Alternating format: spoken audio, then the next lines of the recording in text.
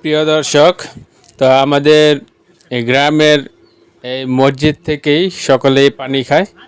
তো কিছুদিন যাবৎ অনেক সমস্যা হচ্ছে, কোনো বাড়িতে পানি পায়, কোনো বাড়িতে পানি পায় না। তো এই সমাধান করার জন্য আজকে মিস্ত্রি চলে আসছে। তো আজকে দেখব যে এগুলো কিভাবে ঠিকঠাক করতেছে। তো এখানে দেখা যাচ্ছে অনেকগুলো পাইপ, সম্ভবত দুইটা লাইন করবে এখান থেকে। এই যে এই ট্যাঙ্কি থেকে একটা মোটা পাইপ নামানো হয়েছে, আর এই পাইপ থেকে আপনারা দেখাচ্ছি এখান থেকে দুইটা লাইন বের করা হয়েছে। 7-8টা পাইপ এক সাইডে থাকবে, আর 7-8টা পাইপ আরেক দিকে থাকবে।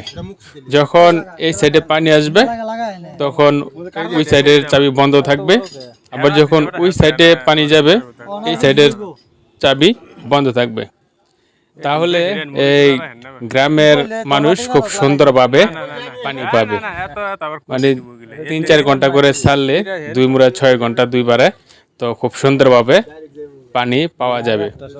তো এর আগে এমন কোনো সিস্টেম ছিল না যে কেউ এসে আপনার এই মোটর ছাড়তো, কোনো শৃঙ্খলা ছিল না। এ কারণে কেউ পানি পাইতো, কেউ পানি পায় নাই। আবার যখন ট্যাঙ্কি খালি হয়ে যেত তখন মাঝে মধ্যে হাওয়া ঢুকতো। তো দেখুন এখন যেই ব্যবস্থাটা হচ্ছে খুবই সুন্দর এবং ভালো একটা উদ্যোগ। তো এতে করে পানির যে সমস্যাটা গ্রামের মানুষের অনেকাংশেই কমে যাবে। তো আমিও এখান থেকে লাইন নিছি, তো আমার যে কালো পাইপটা, তো দেখুন অনেক মানুষ, গ্রামের মানুষ দেখতে আসছে কিভাবে কি করে, কার লাইন কোন দিকে দিচ্ছে, এগুলো দেখার জন্য অনেক গ্রামবাসীরা ছুটে আছে মসজিদের ছাদে। আমিও চলে আসছি এখানে। ধন্যবাদ।